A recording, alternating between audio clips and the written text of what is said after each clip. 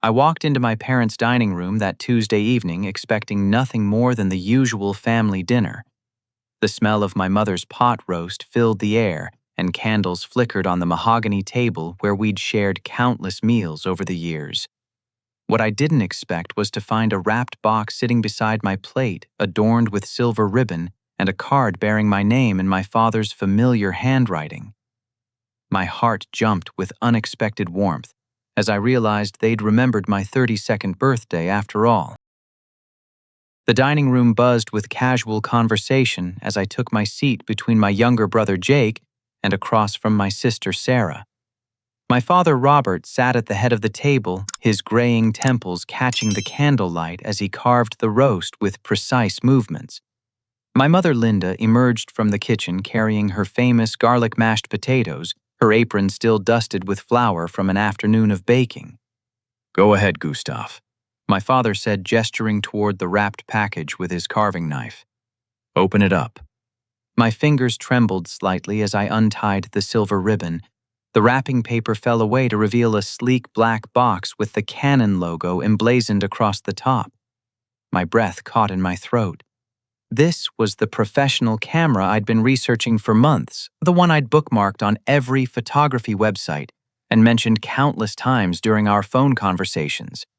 "Dad, this is incredible," I whispered, lifting the lid with reverent care. The box was completely empty. I stared into the hollow interior, my mind struggling to process what I was seeing. The foam inserts remained perfectly in place, creating the exact outline where a camera should have rested. A gift card lay at the bottom, still bearing my name in elegant script, "Happy Birthday, Gustav, from Dad." Confused laughter bubbled up from my chest. Is this some kind of joke? Where's the actual camera? Sarah giggled from across the table, and I noticed for the first time the professional camera hanging around her neck. The same model. The same sleek black body with the red accent stripe. She raised it to her eye and snapped a photo of her dinner plate, the flash illuminating her satisfied smirk. Sarah needed it more for her business. My father explained, resuming his carving as if nothing unusual had occurred. "She's building her social media presence. You understand how important that is these days." My stomach dropped. But this was my birthday present. And now it's helping the family.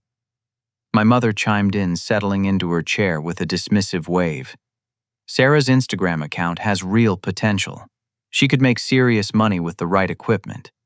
I looked around the table, searching for someone who might acknowledge the absurdity of the situation. Jake avoided my gaze, suddenly fascinated by his green beans. Sarah continued photographing her meal from various angles, deliberately showcasing every feature of my birthday gift. "You're 30 years old, Gustav." My mother continued, her voice taking on that familiar tone of maternal authority. "Birthdays don't matter anymore. Stop being so childish about material things." The words hit me like a physical blow. I forced my expression to remain neutral, even as memories began flooding back. My college graduation watch had mysteriously appeared on Sarah's boyfriend's wrist 3 months later. The tablet I'd received last Christmas had somehow ended up in Jake's dorm room by Valentine's Day. Each time my parents had explained it away as family sharing, as if my gifts were communal property to be redistributed according to their whims. "I just think it's interesting," I said carefully, "that my name is still on the card, but Sarah has the camera." "Details," my father muttered, spearing a piece of roast. "Family is about supporting each other, not keeping score."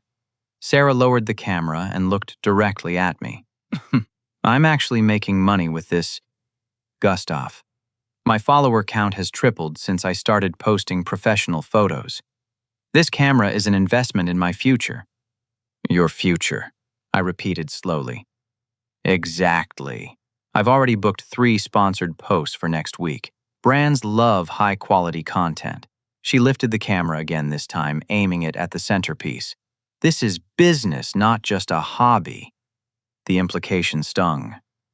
My photography had always been dismissed as a casual pastime despite the portfolio I'd spent years building.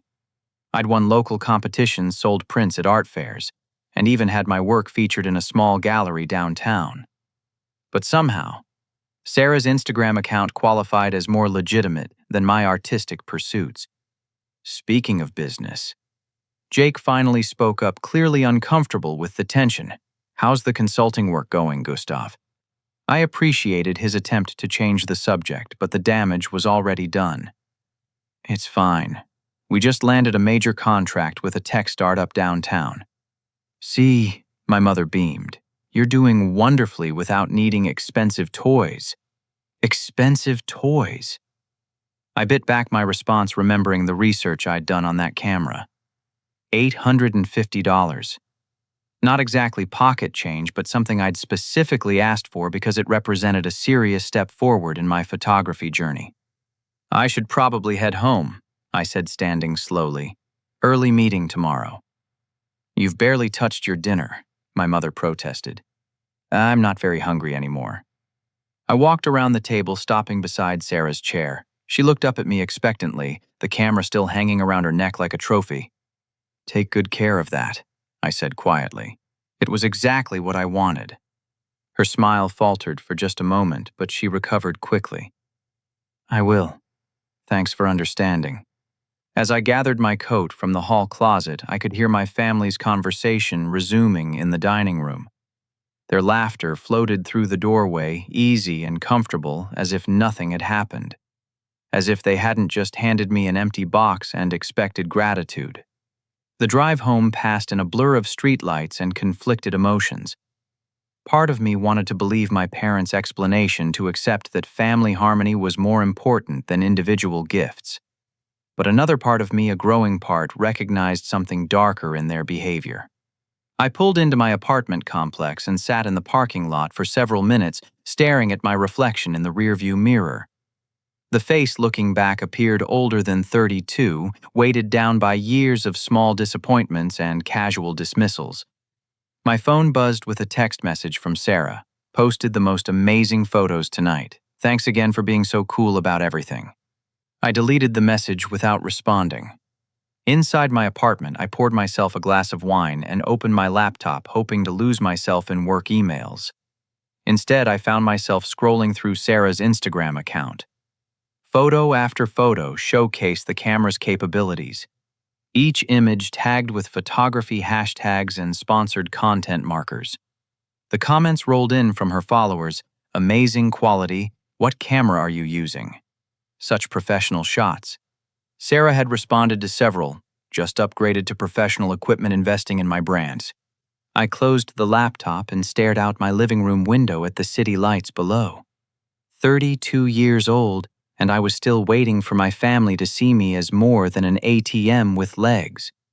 But as I sat there in the quiet of my apartment, a different realization began to take shape.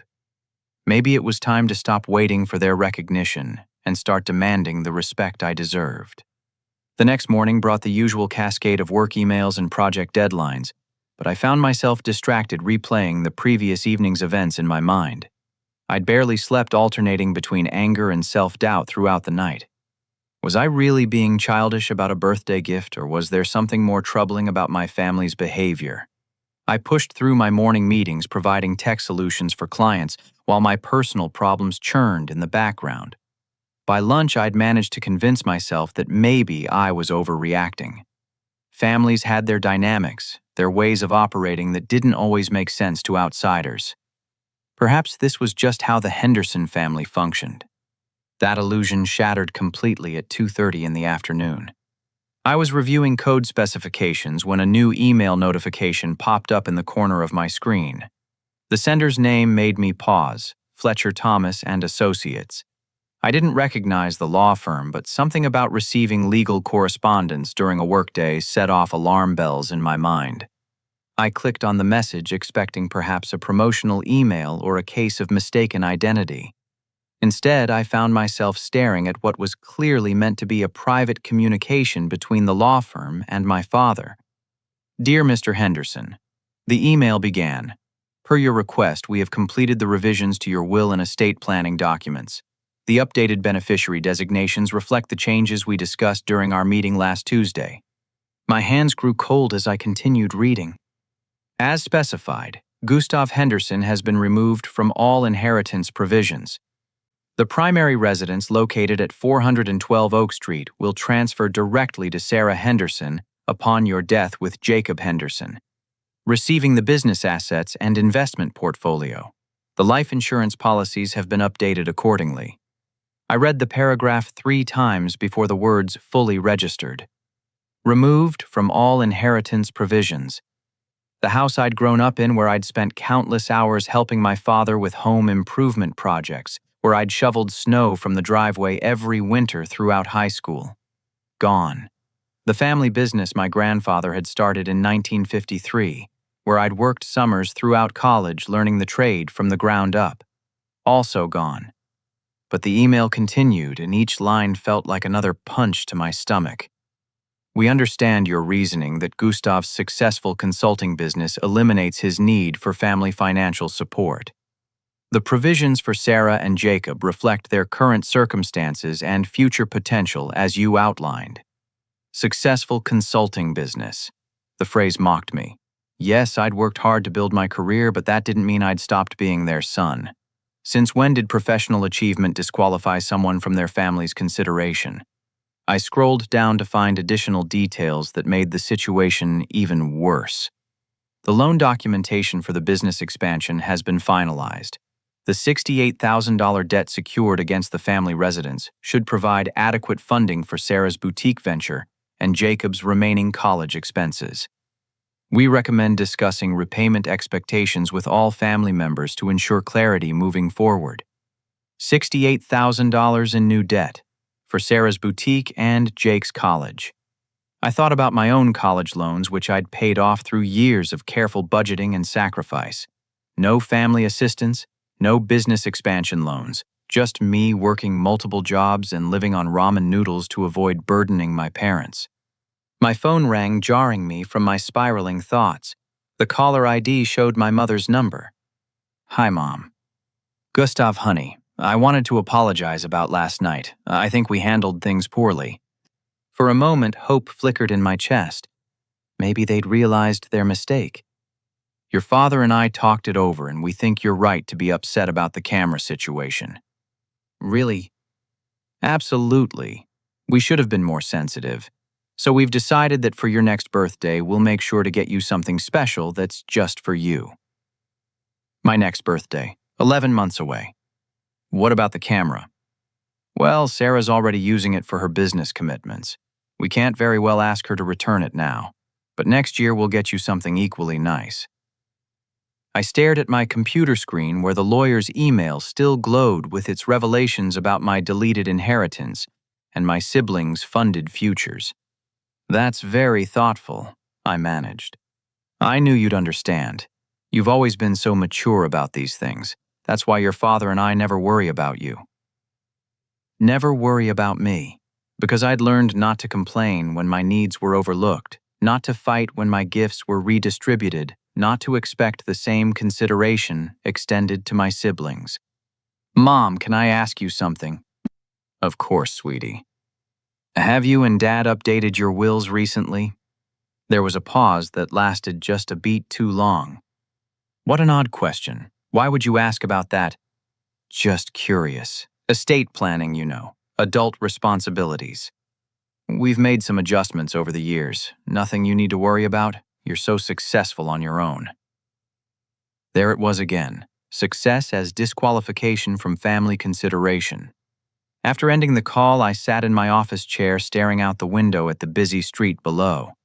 People walked past with purpose, heading to meetings, lunch appointments, lives that made sense. My life felt like it was operating according to rules I'd never agreed to follow. I forwarded the lawyer's email to my personal account, then deleted it from my work computer. Evidence. I wasn't sure why I felt the need to preserve it, but some instinct told me this information might become important later. The rest of the afternoon passed in a haze of routine tasks and growing resentment. Every time my phone buzzed with a family text message, every time I saw a social media post from Sarah showcasing her new camera, the anger built like pressure in a sealed container. By 5 o'clock, I'd made a decision. I needed to understand exactly how deep this went. That evening, I drove past my childhood home on Oak Street. The house looked the same as always, white clapboard siding and green shutters, my mother's flower garden blooming along the front walkway. But now I saw it differently. Not as home, but as an asset already promised to someone else. I parked across the street and pulled out my phone, scrolling through years of family photos on social media. Vacation trips I hadn't been invited to.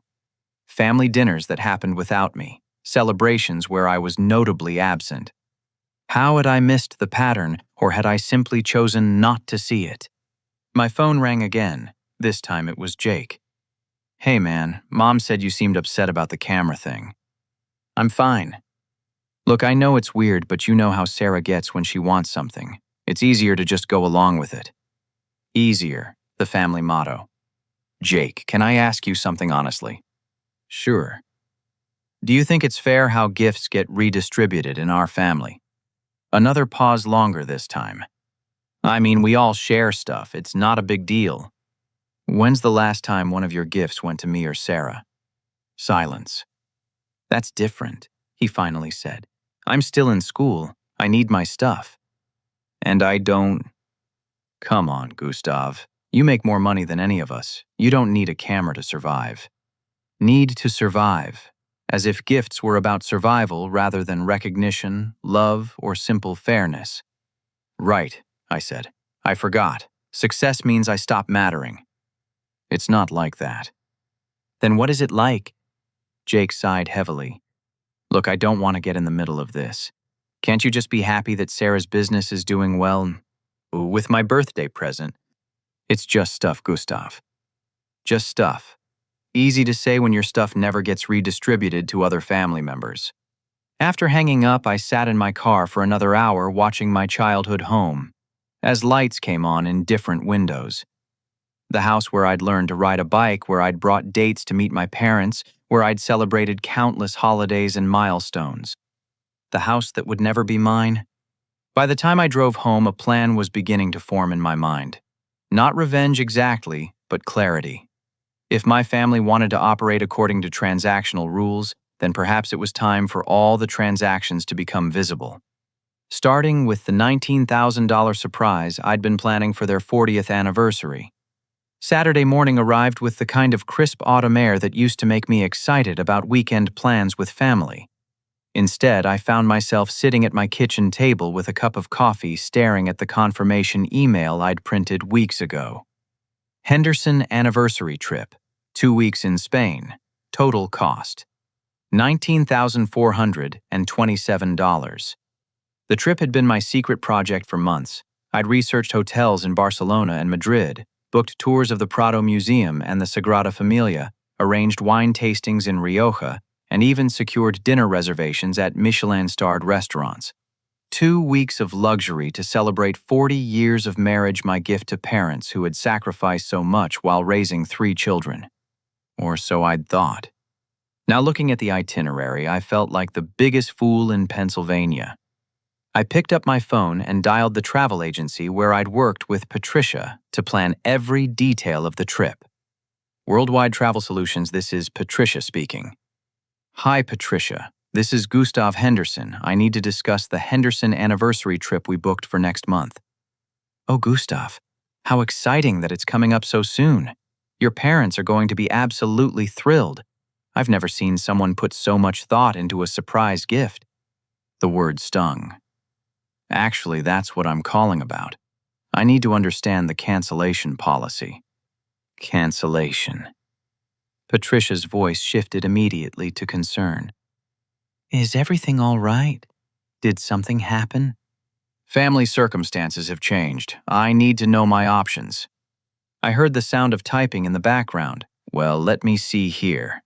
You booked through our premium protection plan, so you'd be eligible for a full refund minus the administrative fee if you cancel more than 30 days in advance. Since we're still 34 days out, you'd get back $18,857.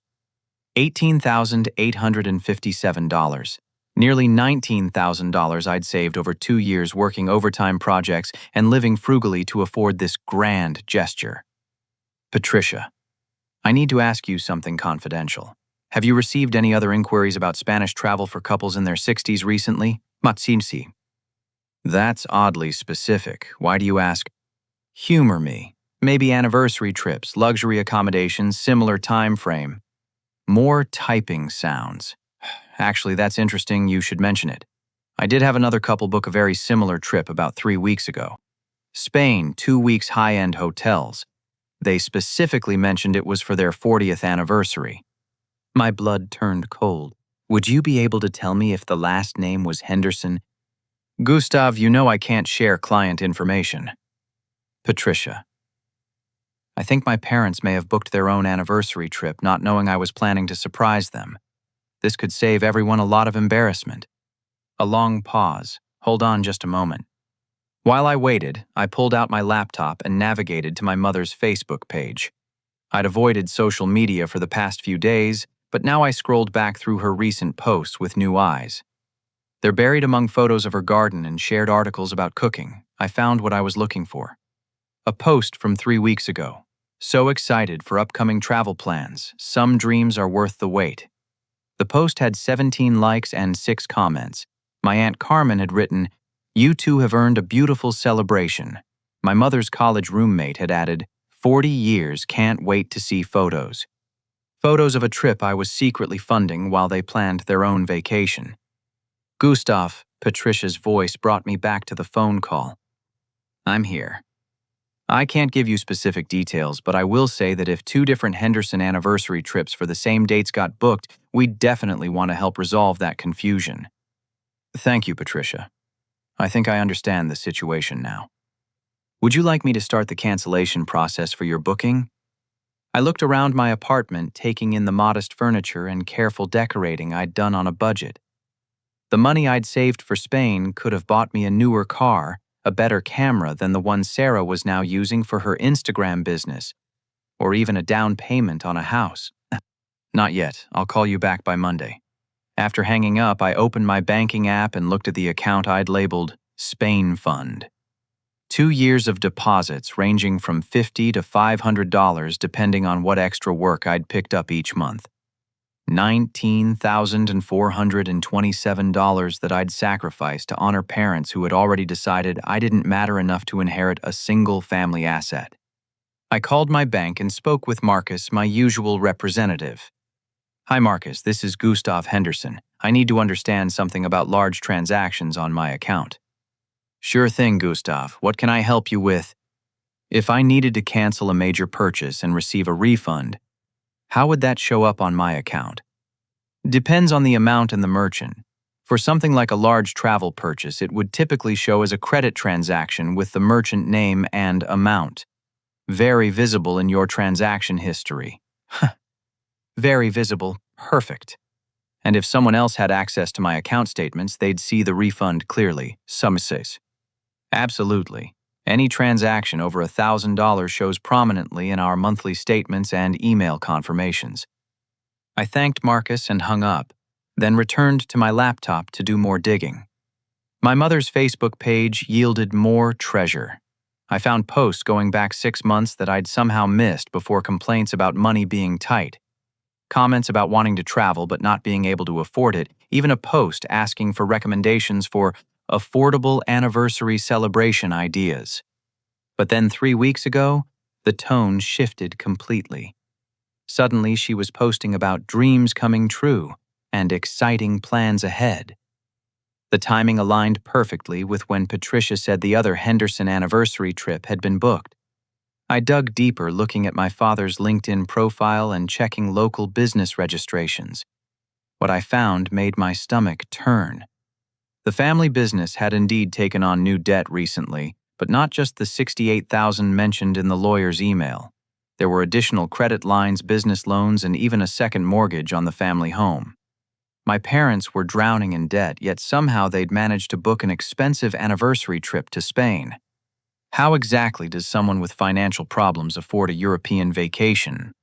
The answer came to me gradually, like pieces of a puzzle falling into place.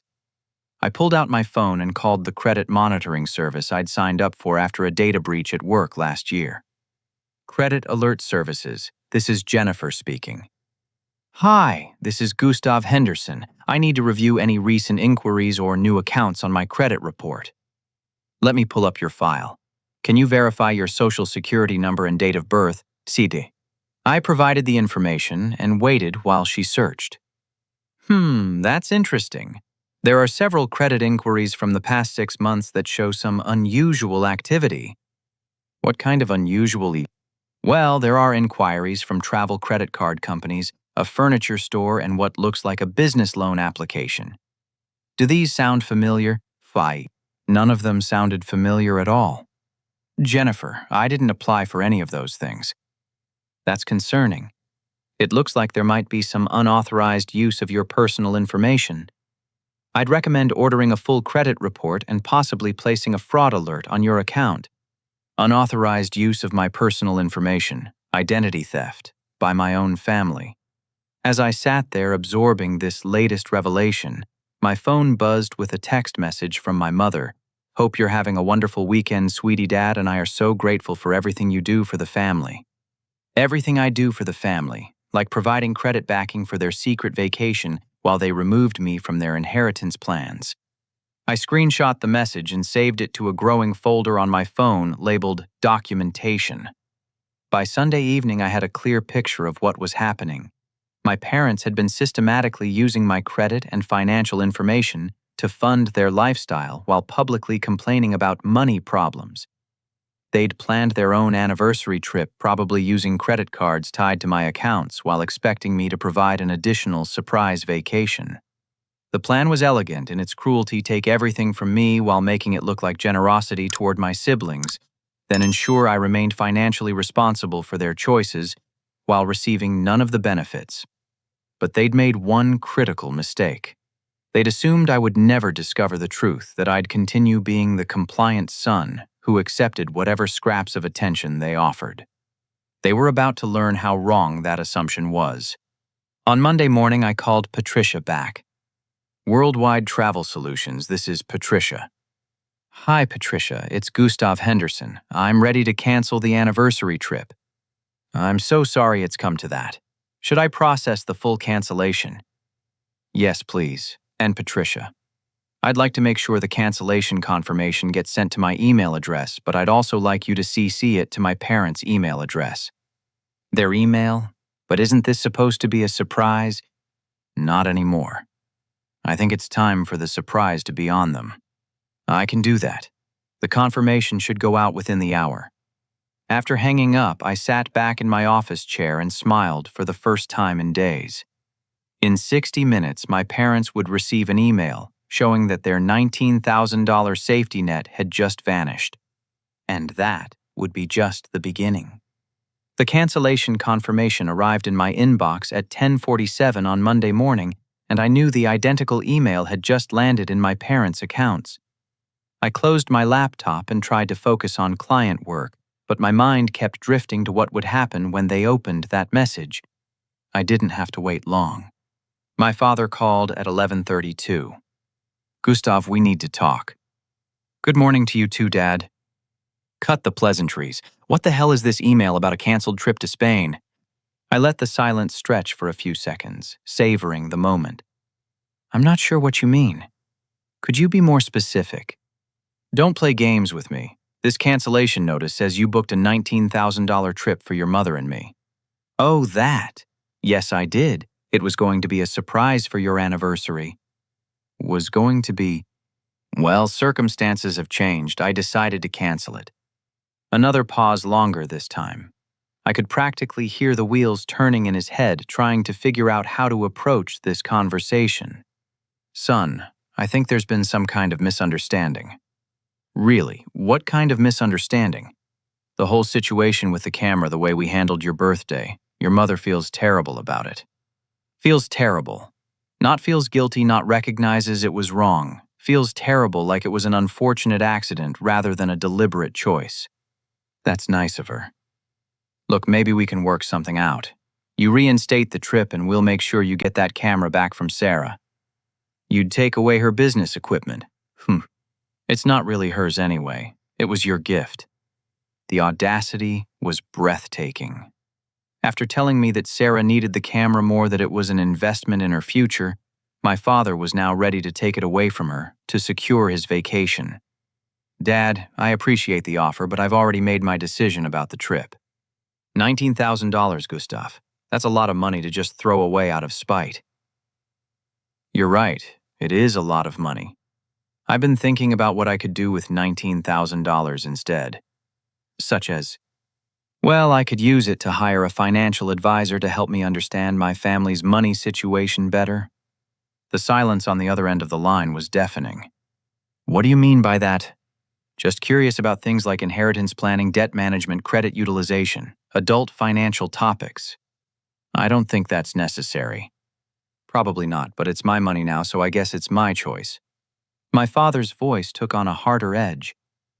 You know, Gustav, this attitude of yours is exactly why your mother and I worry about your judgment sometimes. My judgment. This vindictive behavior, canceling family trips because you didn't get your way about a birthday present. It's childish. Childish, the family's favorite word for my reactions to their manipulation. You might be right, I said. Maybe I should talk to someone professional about my judgment issues. A financial advisor, maybe a lawyer. Why would you need a lawyer? Estate planning, making sure my own affairs are in order, learning about inheritance laws, fraud protection, that sort of thing. The conversation ended shortly after that with my father claiming he had important business to attend to, but I knew the real reason he'd hung up. I'd mentioned lawyers and fraud protection, and that had set off alarm bells in his head. Good, let him worry. Over the next 3 days, I began a systematic investigation into my family's financial activities. What I discovered was worse than I'd imagined. Starting with my credit report, I found 7 credit cards that I'd never applied for, all tied to my social security number and showing balances totaling over $30,000. The billing addresses were all my parents' house on Oak Street, where I'd lived until moving out 18 months ago. Marcus at the bank was extremely helpful when I called to report the unauthorized accounts. This is definitely identity theft, he confirmed after reviewing the details. Someone has been using your personal information to open credit accounts without your knowledge or consent. What's the process for dealing with this? We'll need to file fraud reports with all 3 credit bureaus, contact each creditor to dispute the accounts, and potentially file a police report. Do you have any idea who might have access to your personal information? I thought about the years I'd lived at home, leaving mail on the kitchen counter, discussing financial decisions at the dinner table, even giving my parents access to my accounts during college when they helped manage my expenses. I have some ideas. The good news is that identity theft by family members is prosecutable, and you won't be liable for the fraudulent debts once we prove you didn't authorize them. How long does the process take? A few months for full resolution, but we can start protecting your credit immediately. While Marcus initiated the fraud protection process, I decided to dig deeper into the family business situation. My grandfather had started Henderson Home Improvements in 1953, and my father had taken over operations in the 80s. I'd always assumed it was moderately successful, but I'd never looked at the actual financial records. A visit to the county clerk's office revealed disturbing information. The business had multiple liens against it, several defaulted equipment loans, and a history of late tax payments going back 3 years. Most concerning, there were personal guarantees on the business debt signed by both my parents and apparently by me. Except I'd never signed any business guarantees. I requested copies of all documents with my signature, paying the clerk's fees for certified copies. When I spread them out on my apartment floor that evening, the forgeries were obvious. My signature looked close, but not quite right, like someone had practiced writing my name but couldn't perfectly replicate my natural handwriting style.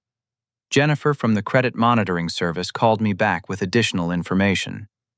Gustav, I've been reviewing your file more carefully, and there are some concerning patterns here. What kind of patterns? It looks like someone has been systematically using your credit for several years, not just recently.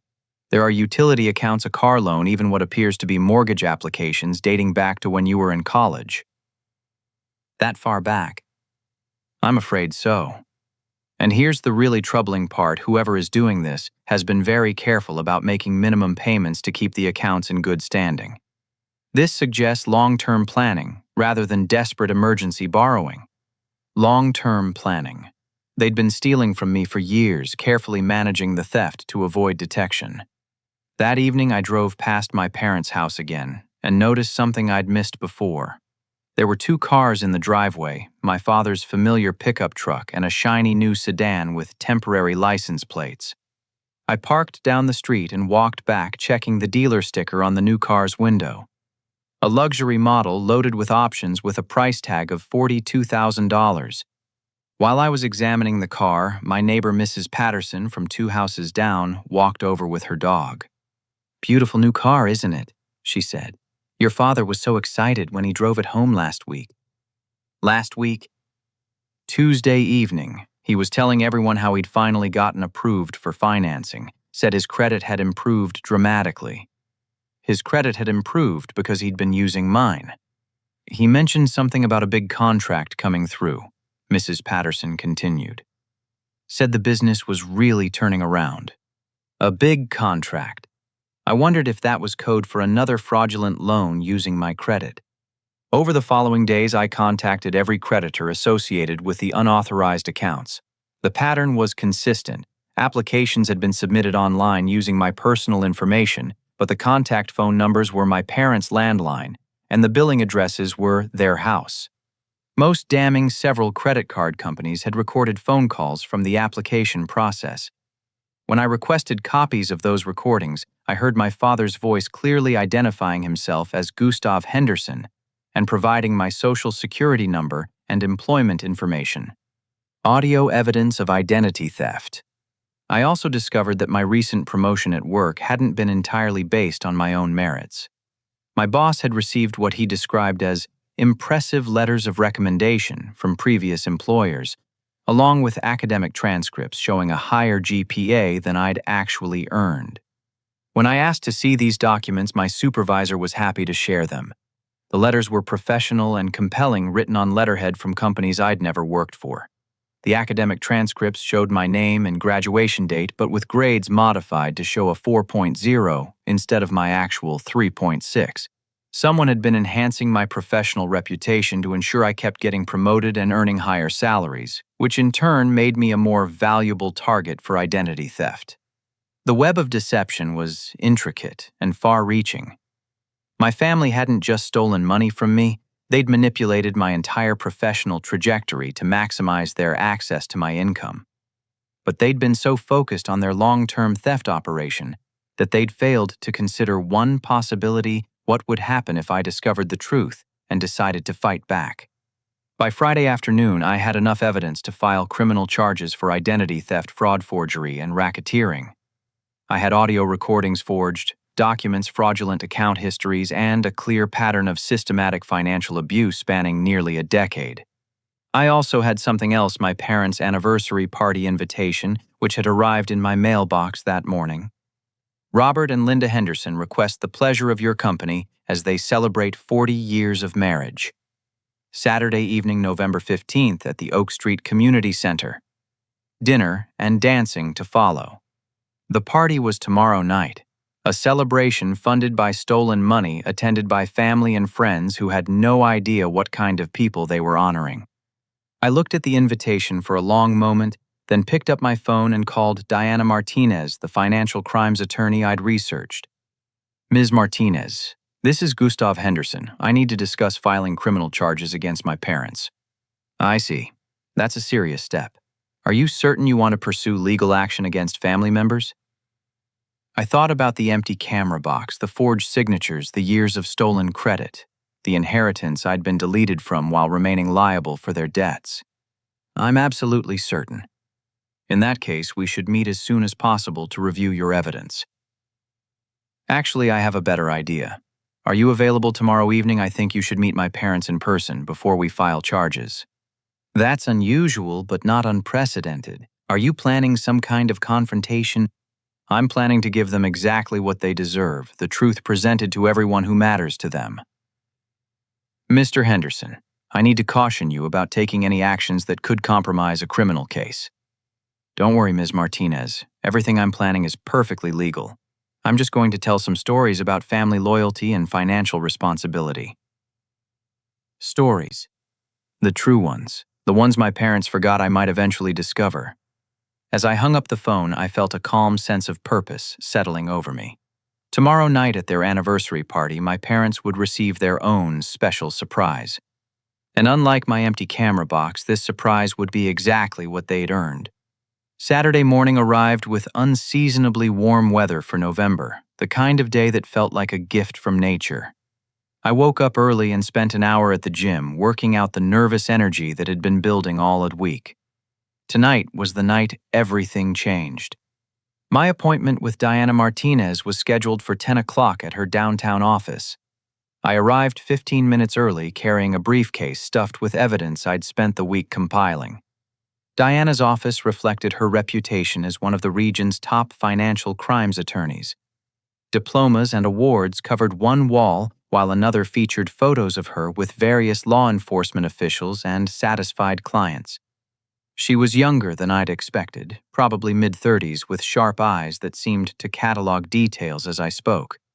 Mr. Henderson, I've reviewed the preliminary information you sent over, but I'd like to go through everything systematically. The scope of what you're alleging is quite extensive. I opened my briefcase and laid out the documents in organized piles across her conference table. I've grouped everything by category: identity theft, forged documents, unauthorized credit accounts, business fraud, and what I believe amounts to a long-term financial conspiracy. Diana picked up the first stack, examining the credit card statements and application records. These account openings span nearly 8 years. That suggests this wasn't opportunistic theft, but planned exploitation. That's what I thought too. She moved to the forged business documents, comparing the authentic signatures I'd provided with the fraudulent ones. The handwriting analysis alone would be compelling evidence, but combined with the audio recordings from the credit card companies, this builds a very strong case. What about the inheritance manipulation? Can that be prosecuted? Me. Changing a will isn't illegal in itself, but if it was done in conjunction with identity theft and financial fraud, it could be considered part of the overall conspiracy. Especially if they were removing you from inheritance while making you liable for their debts through forged cosigner documents. Diana spent another hour reviewing evidence, asking detailed questions about dates, amounts, and family dynamics. Finally, she sat back and looked at me seriously. Gustav, I need to be clear about something. Once we file these charges, there's no going back. Your parents will face federal felony charges with potential prison sentences of 15 to 20 years. Your siblings could also be charged if we can prove they knew about or participated in the fraud. The weight of that statement settled over me. Prison sentences. My parents behind bars. The family business destroyed. Thanksgiving dinners that would never happen again. But then I thought about the empty camera box, the years of manipulation, the carefully orchestrated theft that had stolen not just my money, but my trust in the people who were supposed to love me unconditionally. I understand the consequences. There are alternatives. We could approach them, privately demand restitution, and allow them to avoid criminal charges if they make full repayment and agree to legal restrictions. How much would full restitution be? Diana consulted her calculator, adding up figures from various documents. Conservative estimate, including accrued interest and damages, you're looking at approximately $230,000. $230,000, almost $250,000 stolen from me over 8 years. Do my parents have that kind of money? Based on what you've shown me about their debt situation, absolutely not. They'd probably have to declare bankruptcy and lose the family home. I considered this for a moment. Bankruptcy would mean losing the house anyway, the same house they'd already promised to Sarah in their will. The business would be liquidated, leaving nothing for Jake to inherit. In many ways, private restitution would have the same practical effects as criminal prosecution. But it wouldn't provide the public accountability I was seeking. Diana, I appreciate the alternative, but I think criminal charges are appropriate here. This wasn't a moment of desperation or a single bad decision. This was a calculated multi-year conspiracy to steal my identity and financial future. In that case, we should discuss timing. I'd normally recommend filing charges first thing Monday morning, but you mentioned wanting to confront them tonight at their anniversary party. I want them to understand exactly what they've done and why they're facing consequences. I want their friends and family to hear the truth about how they've been funding their lifestyle. That's risky. If they become aware of the criminal charges before we file them, they might try to destroy evidence or flee. They won't flee, and all the evidence is already in digital form with multiple backups. Diana studied me carefully. This is about more than money for you, isn't it? It's about recognition. For 8 years, I've been told I'm successful enough that I don't need family support, while secretly being used as their personal bank. Tonight, everyone who knows them will understand exactly what kind of people they really are. And after tonight, Monday morning, we file every possible charge. Diana nodded slowly. In that case, I'll prepare the paperwork this weekend. But Gustav, I need you to promise me something. What's that? Don't do anything tonight that could be construed as extortion or threats. Simply present facts. Let the evidence speak for itself. I understand. And don't take any actions that could be seen as interfering with a criminal investigation. No demands for money, no ultimatums, just information sharing. Just the truth. Exactly. The truth is powerful enough on its own. I left Diana's office feeling more confident than I'd felt in weeks. The legal framework was in place, the evidence was overwhelming, and justice was finally within reach. But first, I had a party to attend. I spent the afternoon preparing my presentation. Not a PowerPoint or formal legal document, but a simple, honest account of what I'd discovered about my family's financial activities. I practiced in front of my bathroom mirror, focusing on staying calm and factual rather than emotional or accusatory. The facts were devastating enough without editorial commentary. At 5 o'clock, I dressed carefully for the anniversary party.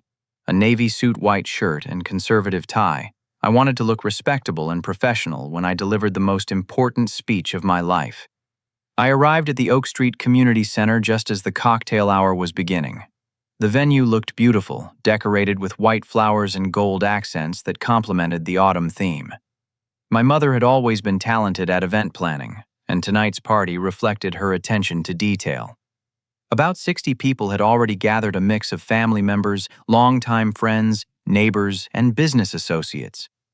I recognized most of the faces from years of family gatherings, though I noticed several relatives I hadn't seen in months. My parents stood near the entrance, greeting guests both dressed elegantly and beaming with happiness. My father wore a new tuxedo that probably cost more than my monthly rent, while my mother sparkled in a dress and jewelry combination that must have required serious shopping investment. All paid for with stolen credit, of course. Gustav. My mother rushed over to hug me. I'm so glad you came. I wasn't sure after everything that happened this week. Wouldn't miss it for the world, Mom. My father joined us, extending his hand for a firm shake.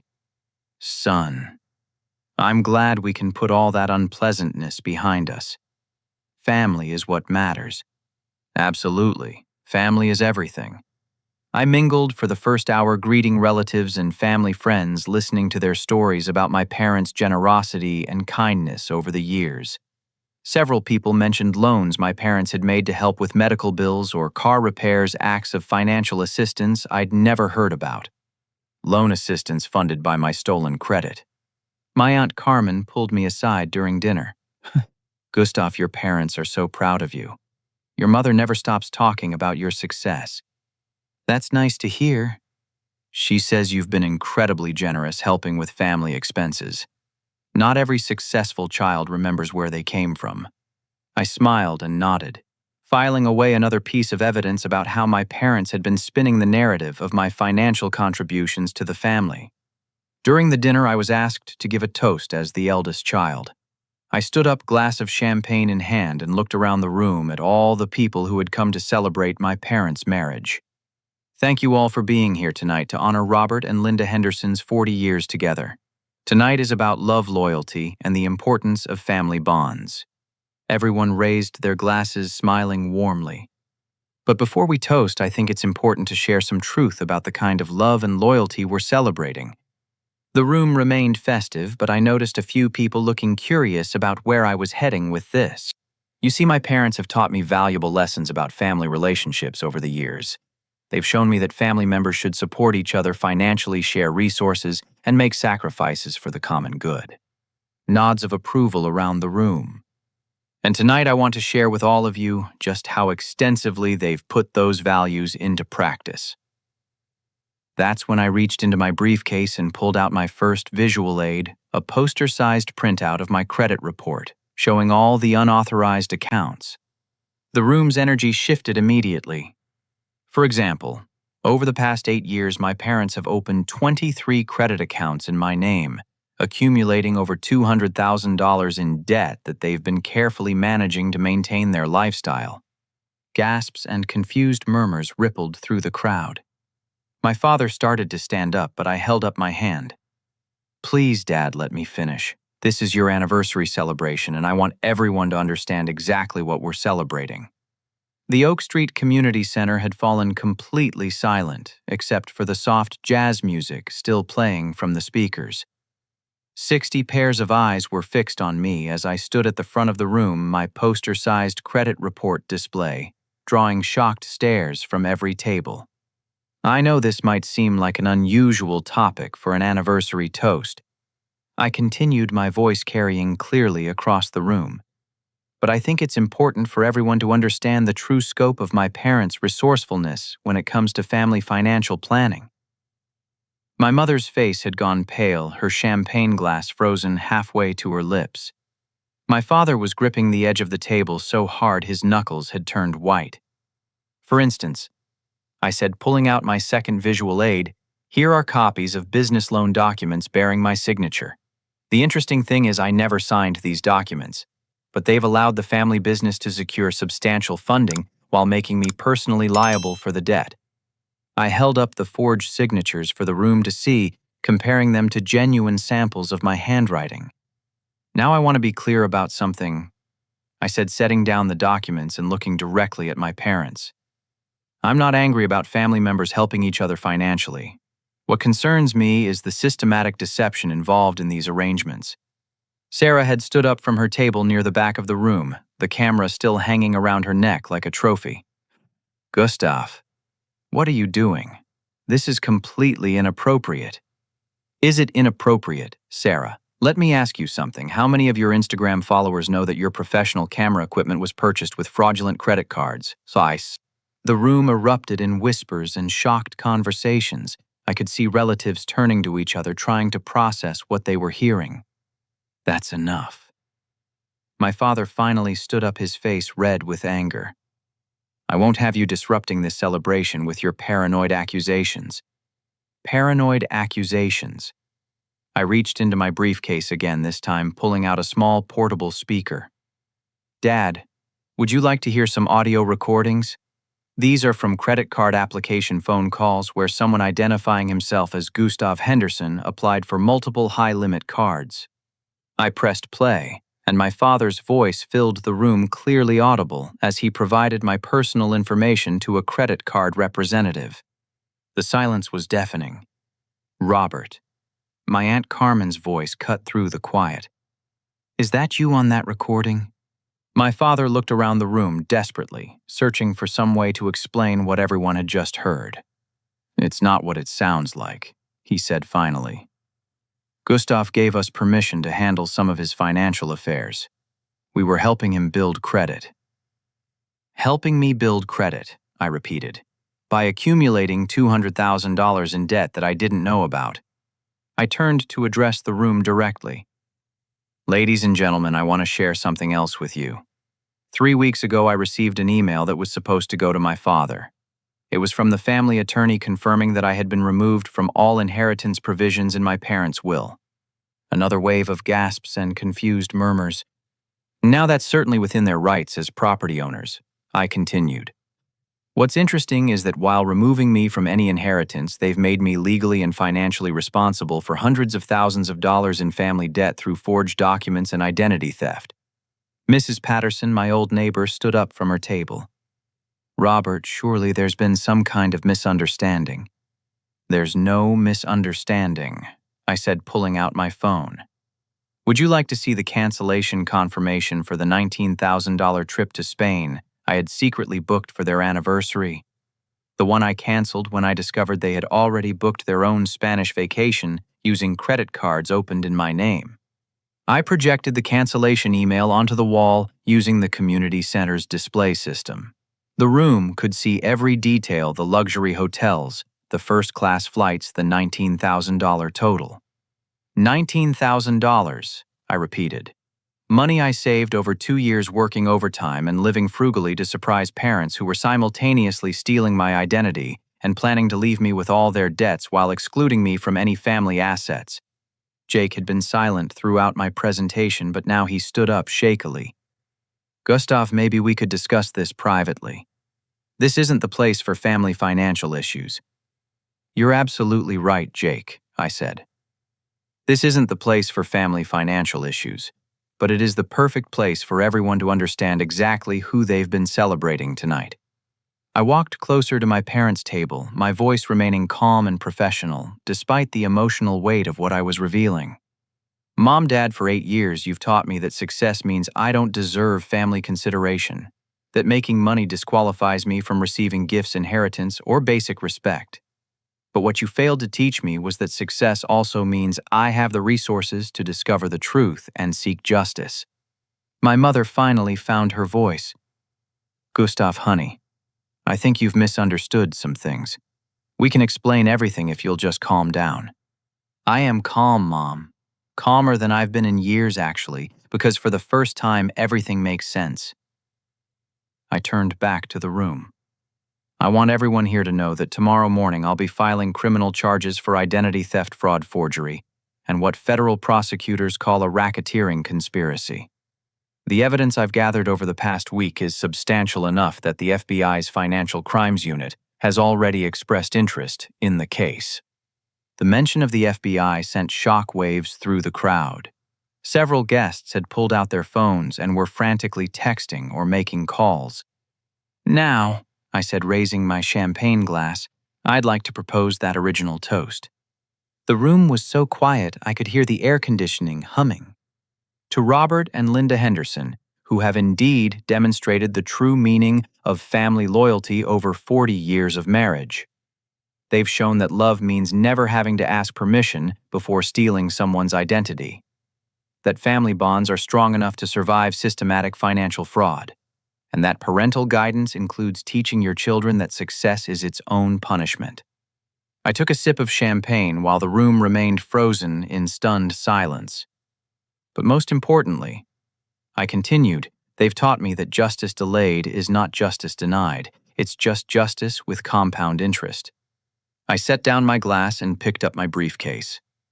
Thank you all for coming tonight to witness this celebration. I hope you'll remember this evening as clearly as I will when you read about the Henderson family in next week's newspaper. As I walked toward the exit, the room erupted into chaos behind me. Voices raised in shock, confusion, and heated argument. I could hear my father shouting denials and my mother sobbing. Sarah was demanding explanations while Jake was trying to calm everyone down. But I didn't look back. Outside in the parking lot, I sat in my car for several minutes, listening to the muffled sounds of chaos coming from the community center. My phone was buzzing with calls and text messages, but I ignored them all. Instead, I called Diana Martinez. "How did it go?" she asked. "Better than I expected. Are you ready to file charges first thing Monday morning?" "All the paperwork is prepared. Gustav, are you sure you're ready for what comes next?" I looked back at the community center where the 40-year anniversary celebration had become the beginning of the end for the Henderson family as everyone had known it. I've never been more ready for anything in my life. Then let's get you the justice you deserve. As I drove home through the quiet streets of my hometown, I felt something I hadn't experienced in years, the complete absence of guilt about standing up for myself. My family had spent 8 years teaching me that I didn't matter enough to fight for. Tomorrow, they would begin learning how wrong they had been. 6 months later, I stood in the Madison Gallery downtown adjusting the lighting on the final photograph in my exhibition. The piece showed an elderly woman sitting alone in a diner, her weathered hands wrapped around a coffee cup, her eyes reflecting both sadness and strength. The placard beside it read, Survivor Series Number 12, Margaret Financial Abuse, Survivor age 73. The exhibition opening was scheduled to begin in 2 hours, and I felt the familiar mixture of excitement and nervousness that came with sharing personal work publicly. But tonight was different from other gallery showings I'd participated in. Tonight represented the culmination of a journey I never expected to take. Gustav. A voice behind me made me turn around. Elena Rodriguez stood in the gallery entrance, her own camera equipment slung over her shoulder and a warm smile lighting up her face. I'd met her at a photography workshop 3 months ago, where she'd been teaching techniques for portrait work with trauma survivors. "You made it," I said, walking over to greet her. "I wouldn't miss this for the world. I've been looking forward to seeing the complete series." Elena was a freelance photographer who specialized in documentary work with nonprofit organizations. Her own portfolio focused on immigration stories and family reunification subjects that had given her deep insight into the complicated dynamics of family relationships. "How are you feeling about tonight?" she asked, studying my expression. "Nervous, excited, proud, I think." "You should be proud. This work is powerful." Over the past 3 months, Elena and I had developed a friendship that had gradually grown into something deeper. She understood the artistic drive to tell difficult stories through photography, and she'd been incredibly supportive as I worked through the emotional complexity of creating art from personal trauma. "The prosecutions are finally wrapping up," I told her as we walked through the gallery together. "How did everything turn out?" "My father received 18 months in federal prison for identity theft and fraud. My mother got 12 months, mostly because she cooperated with prosecutors and provided evidence about the full scope of the scheme." Elena nodded thoughtfully. "And your siblings?" "Sarah was sentenced to 6 months home confinement and community service. Jake wasn't charged criminally, but he's been working 2 jobs to pay back his portion of the stolen money." "That must be complicated emotionally." "It is. Jake's been the only one who's genuinely tried to make amends. He started counseling, got a job at a construction company, and sends me a check for $200 every month toward restitution." We paused in front of a photograph showing a middle-aged man working in a garden, his face peaceful despite the exhaustion visible in his posture. "That's David," I explained. "His adult children stole his retirement savings to fund a business venture.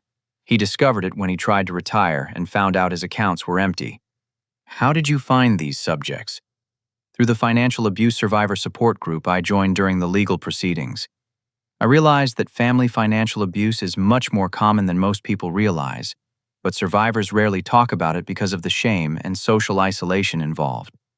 Elena studied the photograph carefully. "This series is going to help a lot of people feel less alone. That's the hope." We continued walking through the exhibition, 24 portraits in total, each showing a different person who had experienced financial abuse by family members. The accompanying text panel shared basic details about their experiences while preserving their privacy and dignity. "How's your own healing process going?" Elena asked. "Better than I expected.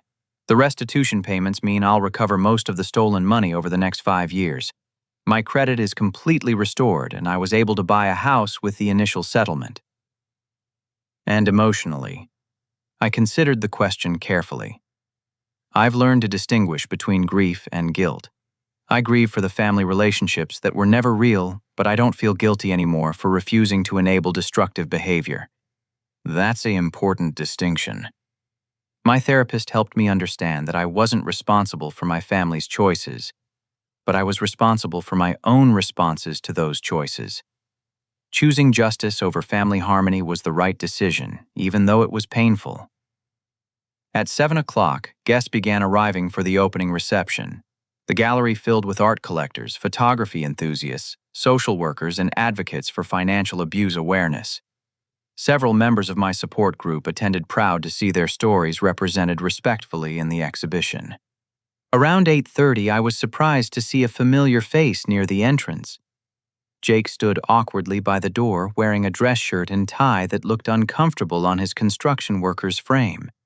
I excused myself from a conversation with a potential buyer and walked over to him. "I wasn't sure if you'd want me here," he said quietly. "I'm glad you came. I've been following your photography work online. This exhibition is really impressive." "Thank you." We stood together in uncomfortable silence for a moment, both of us navigating the strange territory of rebuilding a relationship after our family's implosion. "Jake, I want you to know that I appreciate everything you've been doing to make amends. The monthly payments, the counseling, taking responsibility for your part in what happened. It's the least I can do. I knew what Mom and Dad were doing wasn't right, but I was too afraid to speak up. Too comfortable benefiting from it. That took courage to admit. Not as much courage as you showed at the anniversary party. I thought back to that night 6 months ago, remembering the chaos and shock that had followed my public revelation of our family's financial crimes. How are Mom and Dad doing? Dad's angry and bitter.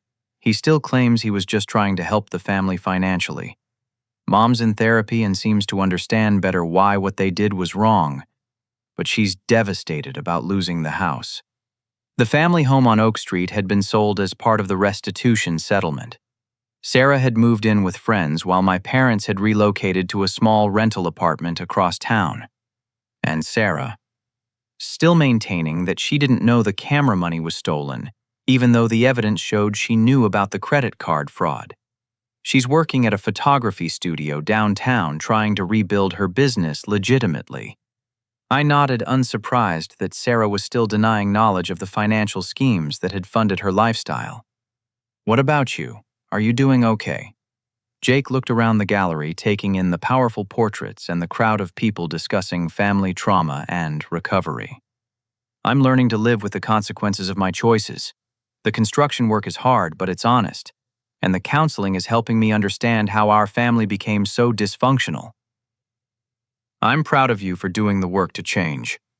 I don't deserve your pride yet, but maybe someday I will."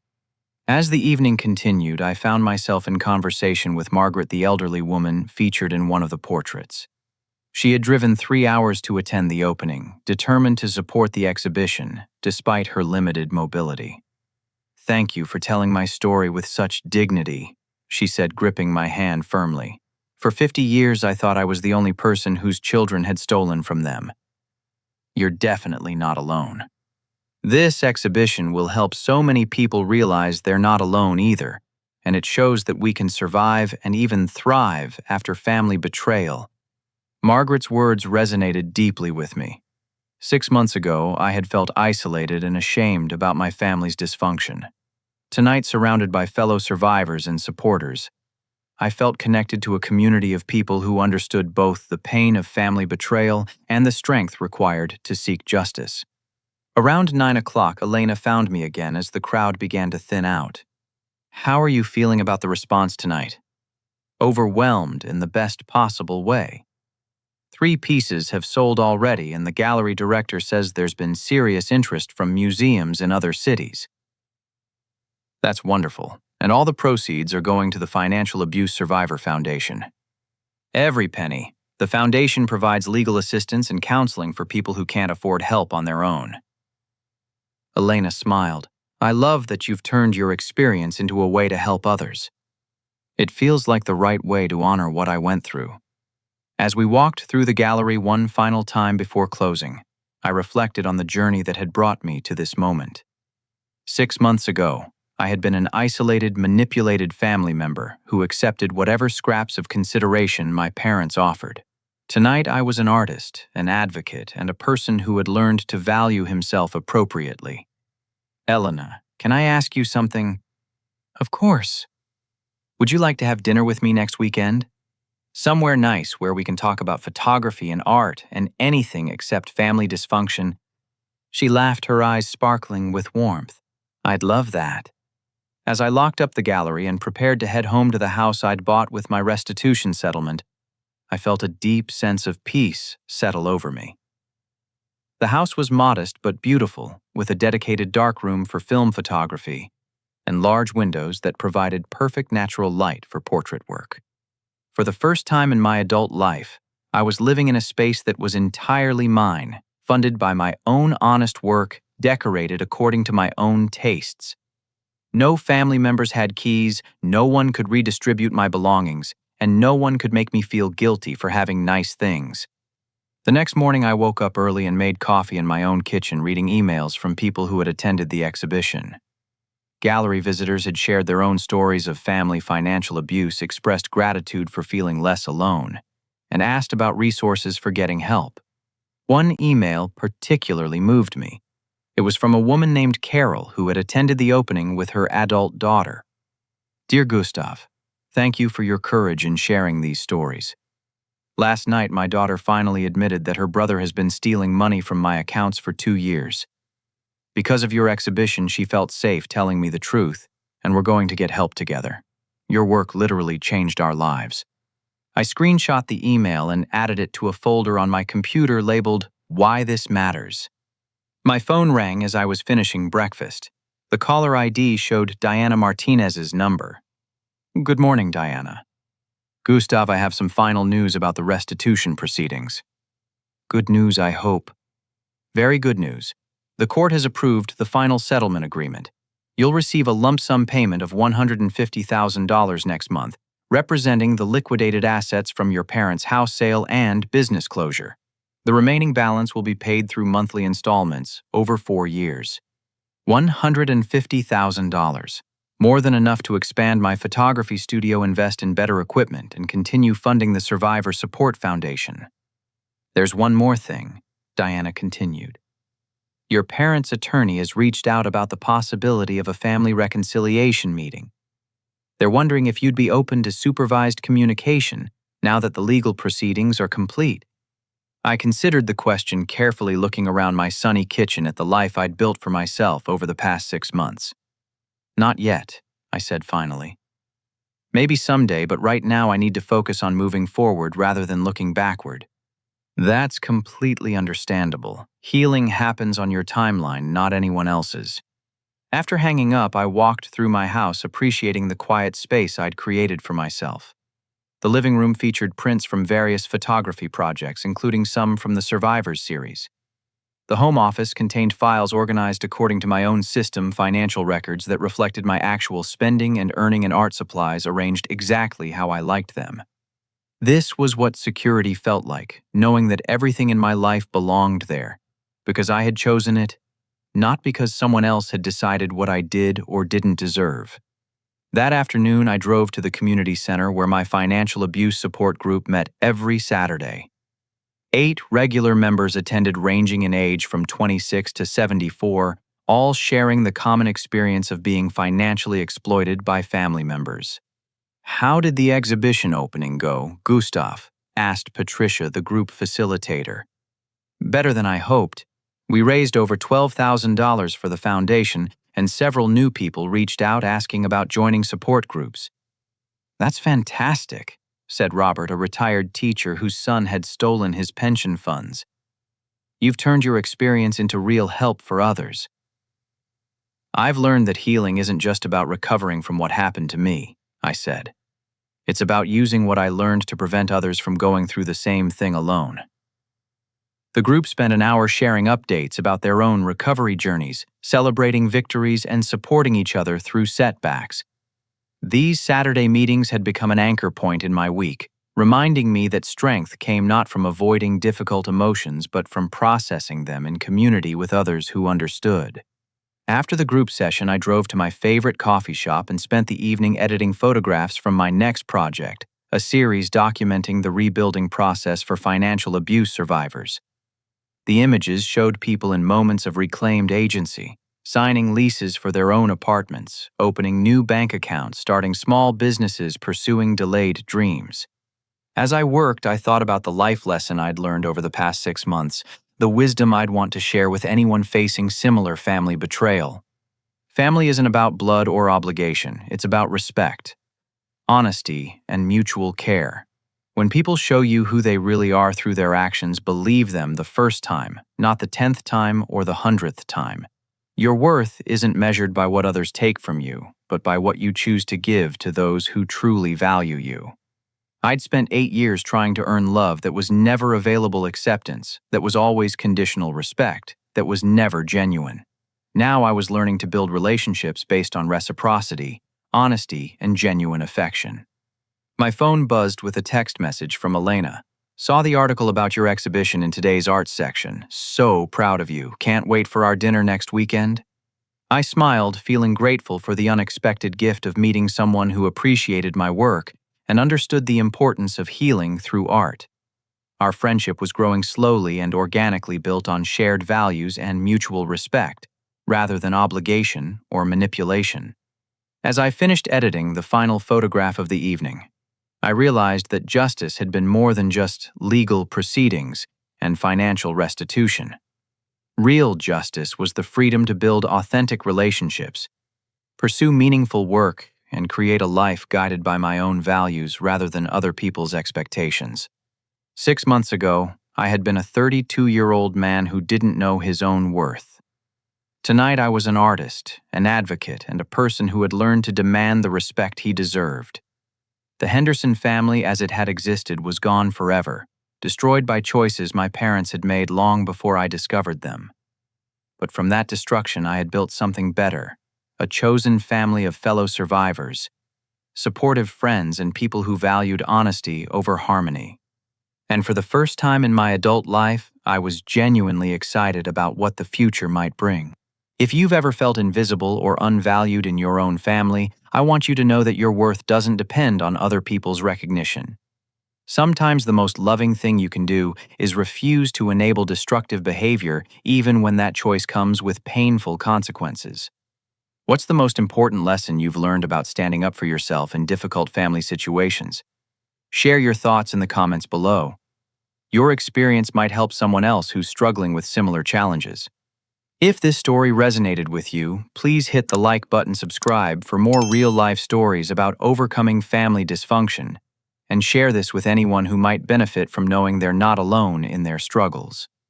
Thank you for joining me on this journey toward healing and justice. Remember, your story matters, your feelings are valid, and you deserve relationships built on respect and genuine care. Until next time, keep fighting for the life you deserve.